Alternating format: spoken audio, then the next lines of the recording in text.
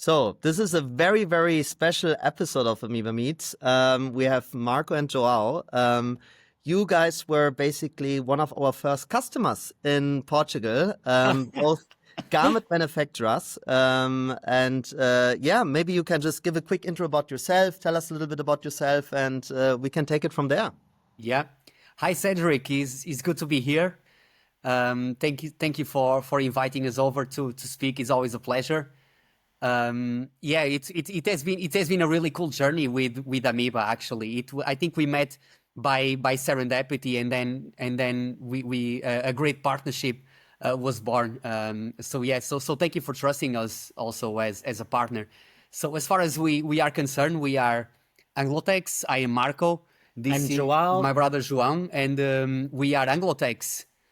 As you know, we are a family business. Sometimes too much. So it all started with our father. So my father and my mother, they started Anglotex in 1991.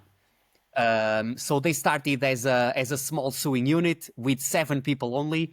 Wow. Working as a subcontractor for other bigger factories. Yeah. So we were doing only the sewing part of the business. Then we were able to grow from there. So as soon as we started to receiving the money from the first orders, we acquired some cutting units. So we started to cut. Then we bought as well some ironings. So we created our ironing and packaging department. All of a sudden, we were doing the process from A to Z. Nice. So that is when Anglotex started to gain traction. Then in 1994, we moved to a slightly bigger facility. So we get out of the garage where we started, basically. And that's where we created the infrastructure to move from a subcontractor company to a company that was exporting directly to the markets. At the time, the textile was before the internet, before everything, before even the phones. So the business was very, very different from it is today. So a factory like ours would rely on agents to do the connection between the factories and the brands. So there was always a bit of this gap between the factory and the clients. We just grow from there. And then at some point, both of you took over the company. And I think for me, it was so special when we've met because, as you know, on my journey, my very first business was a manufacturing company in Taiwan that I essentially bought and took over from a retiring entrepreneur. And it was very, very similar story. Obviously not in textiles. It was in component manufacturing. But taking it over, it was a company that primarily worked with agents and all of that. And I mean, right now, Marco, I can see on your LinkedIn, you're one week in Milano, the other week in Paris. You're all over Europe. I'd never see you at the fashion shows, but I see you at the offices of the big fashion brands. So how did this change come about of both of you taking over, and what are the different roles that both of you take? So we moved to in 1994. As I mentioned, we started to work directly with the brands through agents, and we started growing from there. In the early 2000s, when globalization happened, Anglotex stayed a bit behind. We were lagging so much behind. My father was never the tech guy. He's an amazing leader, but he's not a technological kind of person. So as soon as the market opened, we felt that we lost a lot of business. And actually, when I graduated in 2011, we were practically bankrupt. So we didn't know what we would have to do the month after. So we didn't know how we were going to pay the bills at the end of the month. Basically, it was a catastrophic scenario by then. It was after the crisis, so it was really bad. That's when I decided to join the company. I joined in 2011. Luckily, we were able to find some opportunities within the customers that were there. We were able to build ourselves back up, and from one brand to another, we were able to grow to the company that we are today. Then in 2015, what's 2015? 2015, yeah, 2015. I also joined the company after finishing my graduation, and there was a time that the company was growing already. So it was not the same era as when Marco joined. So there was more business coming in. So what I realized is that we were needing some extra processes. So Yeah. to modernize. So we were relying on more force, like our motivation, our strengths, and we needed to adjust something that we can so we could move forward, so we could scale it more. And that's when I joined. I started to discuss Yeah. with Marco as well. I later after 1 year I took over the production. So we split more the tasks. My brother more focused on the clients, the needs of the market, the strategy of the company, and me more internally checking the systems implemented. So we had no ERP back then. We were doing everything on Excel, for example, and that can lead us to somewhere. But we were struggling to grow more. So yeah, during our history, we had, for sure, since we have been growing so much since then, there are obviously times that we need some big changes to happen so we can grow for the next go to the next stage. So Yes. yeah, it's been an interesting journey. And I think it's to me it's so spectacular because obviously we got to know each other, as Marcus mentioned, like very serendipitous, and I would have never believed that one of the very early and first movers into the AI space would be a garment manufacturer from Braga. This is like, we met and you guys were like super on board. It's like, let's do it. And at some point, which was for me one of these like clicking moments later, we talked to one of the largest fashion brands in Europe, who's also one of your clients. And when I name dropped Anglotex in this name, this buying director from this very large fashion brand said that, this is like these two brothers. They're like the new kids on the block. Like they really went in, completely turned the company around, and it's like this whatever it takes attitude. So it's a little bit of almost like a Silicon Valley mindset that you guys bring into the Braga region, which I think is makes companies really survive in the long term, to be very, very open to innovation and having this like spirit into it. Yeah. How did you guys do it? And you go in, you have this existing company, you were at the brink of bankruptcy, and then you kind of fully turn it around and full action. There was a lot of risk involved as well, no? Yeah. I mean, how did you do that? Yeah. I agree, Cedrik. In terms of turning the situation around, Cedrik. So when I joined in 2011. I was amazed because the team was really good. It could have happened that I arrived and the team was not great, and I would just say, okay, Father, let's close this, let's move on or whatever. But no, the team was actually amazing. Everyone was willing to fight for it. Everyone was willing to keep going, to not throw in the towel. So that was the part one. We had a great team, and that is the base for everything. And we also have a great culture. So we have everyone is really bonded in our structure. Everyone is really aligned. So it was just a matter to find our place in the market and to maximize the potential of the team. That was number one. In terms of what you mentioned about us meeting and us taking a chance with the kind of technology, with the AI and everything, was precisely because it was something that has always identified us. Anglotex has always been an innovative company, a courageous company, created by a very courageous leader that was our father.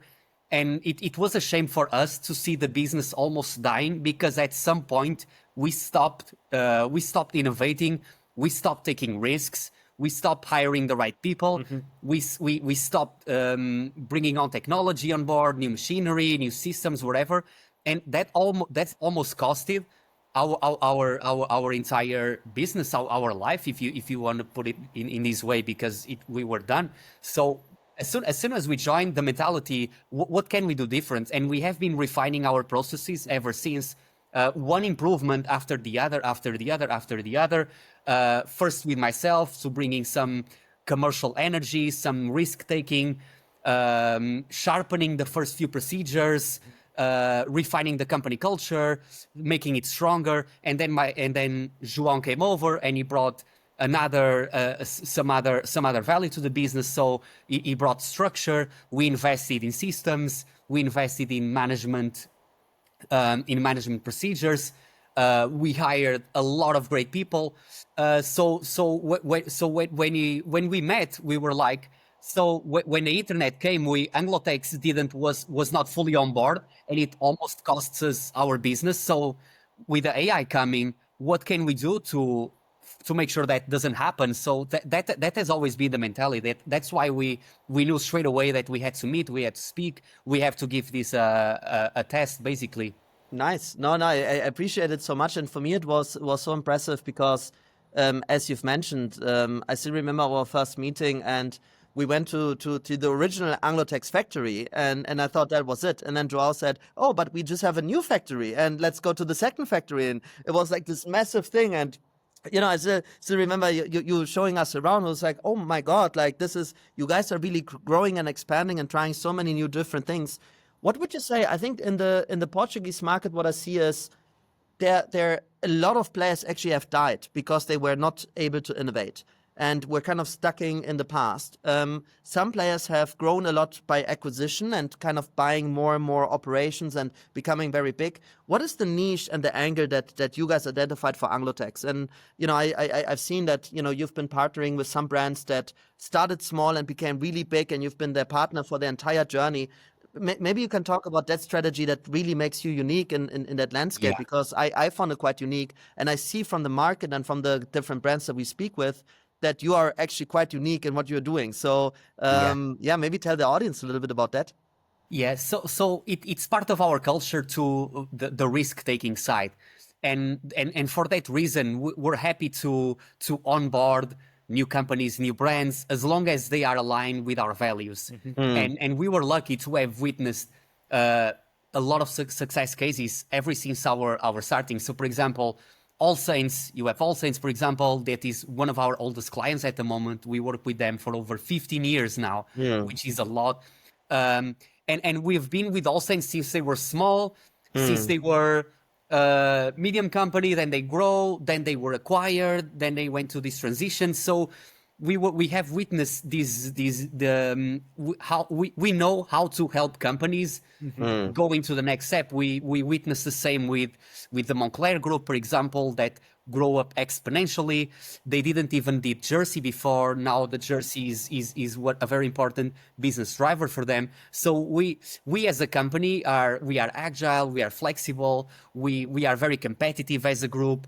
So we actually find a lot of value in helping these brands to scale, because we know the value that we can provide for them. We have an amazing quality, we can respond well. So I think in Anglotex, we created a platform that really helps brands become greater, and we become great alongside them. That has been the strategy.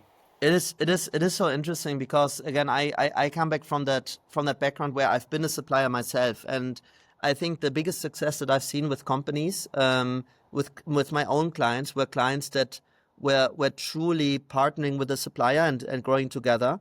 Rather than just looking for the next opportunity to cost down and cut cost and change different things. Because I think, especially in fashion, what you just mentioned, the element of agility and being faster in launching products has become more important than ever. I think it's one of the biggest trends that we've seen in a lot of conversations that we have also with production and buying directors, where they say, with e-commerce first, and now even with not just fast fashion, but ultra fast fashion that is penetrating the market. Even if you're like a more expensive brand and you're not directly competing with a Shein or so, the expectation from the consumer is, I want new products on a basis. And it's almost like we, as fashion brands, they need to launch more products, more SKUs at smaller batches, but all the time, constantly.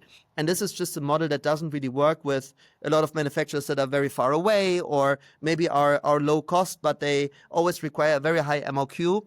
So Yeah. this is something I think where what you mentioned, this agility, and come in and say, okay, we can actually serve you, even if it's a smaller batch production, even if it is very, very rapid production and all of that, where you really created this platform to serve that market. Yeah. Maybe you can speak more. How do you do that? I mean, I know it because I've seen the factory, but this precise execution on like low MOQs very quickly, at speed, and being very agile. Also, Yeah. you mentioned jerseys. I think that even within jersey, there are like certain characteristics where you're really, really good at. Maybe you can speak about this a little bit as well. Yeah. I think is one of our, it's in our core to be competitive, to be fast.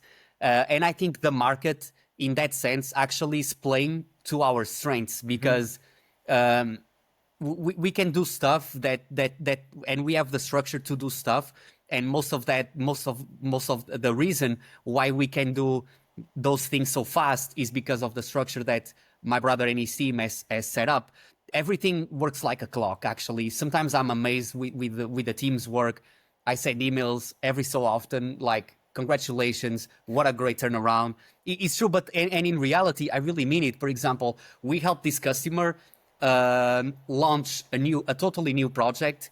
So design, samples, collection, and then production, and taking this into the market in 3 or 4 months. So from design, protos, sampling, production, all of that in 3 months, which would take another brand or another factory at least 1 or 2 years easily from the first iterations, and then 2 or 3 months the protos, and then 2 or 3 months the salesman samples, and then you have to wait to see the market. So what we were able to build was a platform that actually helps our customers beat their own competition, because they can put stuff on the market quicker than the other guys. And another good example was last year, when the owner, one of the founders of a brand that we work for, he called me, "Hey, Marco, we have this new project. I've been trying to develop this elsewhere. It's not going right. Can you help? Because I know our competition, it's launching something similar in January." So we were in October. When he called me, and they are launching in January. I said, "Okay, well, how can we help?" So we set up the structure, and we were able to deliver everything that they wanted by the end of November. So meaning they were able to beat the competition. That is the kind of added value that we try to bring to the brands we work for, and that is thanks to the systems that João and his team has set up in place. Everything works like a clock. I think this was another thing where I was so glad when we've met, because I still remember, João, in our very first conversation, you mentioned that Anglotex is as much a garment manufacturer as it also is a tech-enabled company and a systems-enabled company. And for me, this was really strange, because a lot of, like I know from the garment industry in Asia, as mentioned, my wife worked for a long time in Taiwan in there. It's a very traditional industry, a lot of like pen and paper. And I think when there's innovation, it happens maybe on cutting machinery, but not on the system side. But you immediately mentioned to me, it's like, hey, Cedrik, the way that we see it is like, how can we optimize for agility to become even faster, and more agile with all our processes. And I think that having that in your DNA, which probably is also because both of you are reasonably young, to come in and be like, okay, it's not that we do things just the way that has been done for the last 30 years. Yeah. We actually do things, how can we do it? Like, what is the future of how things should be working? I think this was quite exceptional, actually, in the attitude. Yeah. And Cedrik, one of the things that we connected with you immediately was because we both acknowledge that the industry has been doing the same things the same way for a very long time. Yeah, way too long. And in terms of the machinery, there has been a few amazing developments, of course, in terms of everything: sustainability, the cleanness, ergonomics, so everything. It's been a pleasure actually to see the industry evolving into such a sustainable and clean and efficient way. But yeah, in regards to processes, that was one of the reasons we connected, because we shared the vision that the supply chain was doing the same things and expecting different results, actually. But yeah. Also, as you keep growing, the systems start to put you slow. So Yeah. you want to just move on and be more agile and be faster. But as you keep growing the volume, then you are locked in the system that you have. So Yeah. you need a lot of new people coming in so you can have the data, so you can have everything, so the team has visibility.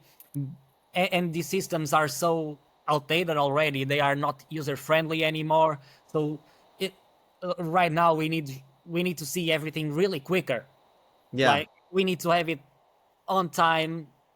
If you want to see the info, where's the status of this or that, you really need to make it easy. Yeah. And it was not being easy anymore. So I was always thinking like, how can we do it? Because it's really difficult when you are scaling and you get to that point that what you had is not good enough anymore. And when we met Ameba, I was thinking, oh, this is what we need.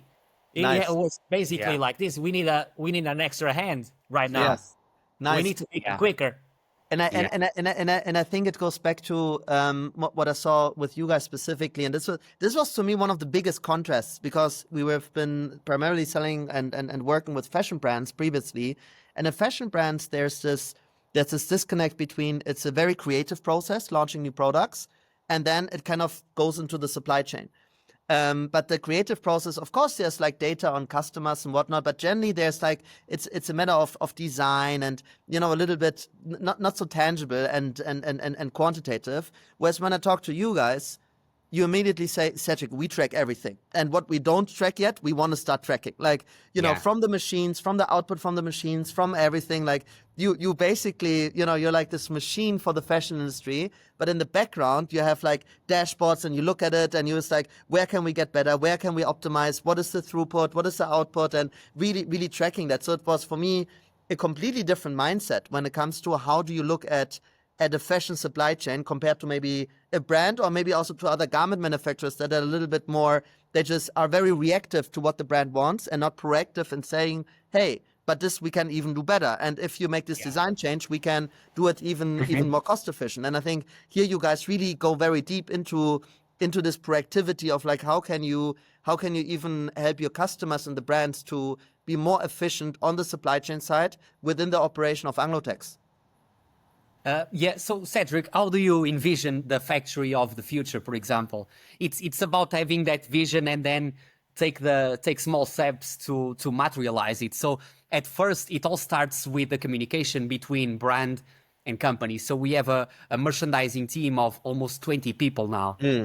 They speak all kinds of languages. And plus, something that we have implemented a long time ago was this beautiful new technology that is ChatGPT, for example, that is helping us communicating a lot. So you would have people that, even myself, like it used to take me 2-3 hours with the team to make a recap of a meeting. Now we do it in 5 minutes and then we move on to the next important task. So all of our merchandising team is already familiar with that technology. They are able to communicate well with the customer and then communicate with the team, with suppliers, everything. It's a tool that already improved our life a lot. So now we want to extend this technology to the remaining departments and show our clients this is how much time we're taking in this stage. This is how much time we're taking in this stage. This is how we can improve, because at the moment we are expected shorter and shorter lead times. For example, it used to take us 2 months to make a reorder. Now we're making reorders in 3 weeks, 4 weeks maximum. And that is because we have to wait for accessories that come from the Far East sometimes. Otherwise, they have might be 2 weeks. So in the future, maybe you'll do reorders in 1 or 2 weeks if the setup is that accurate. It's incredible. And I think in that, you know, on that side note, you know, what really needs to be said here, it's not that you are just a customer of Ameba, but we are really developing the tool together with you guys, and every new feature is something that we do together. And I think, you know, it was João that came to us and said, hey, is there a way that we can automatically translate tech packs into Portuguese so that the production team can see it immediately? And it's like, I think these on the ground insights that actually come from a very visionary leadership team like yours and operators that say, it's not that we just use what is in the market, but we want to be part of what is the future, and we wanna have a say in, you know, what really would make a difference for us. Yeah. And I think this is where this collaboration coming from. One Yeah. question that I have, and it's a bit of a tricky question, I would say. So on the one hand, we have Anglotex, and the strength of Anglotex is to be very agile and very focused. At the same time, you have more and more customers that want to work with you. How do you balance that? Because obviously, when you want to serve more customers, you might need to grow, and of course, you have efficiencies. Are you at a point where you say, okay, you try to get more customers that work long term with you, or you just try to spray and pray, get many more customers, even if they drop at some point? Now you have the new facility. Are you looking to grow even further on the operations side? Do you say this is now the sweet spot in size to be very agile but also cost efficient, and you don't want to become bigger? Like, what it's from a strategic angle, obviously a bit of a maze. Like, how do you, or puzzle? Like, how do you put that together? What's the vision behind That's where? a difficult one. Yeah, that's difficult. That's the beauty of the business. Yeah, but Cedrik, let me just go back to the previous question.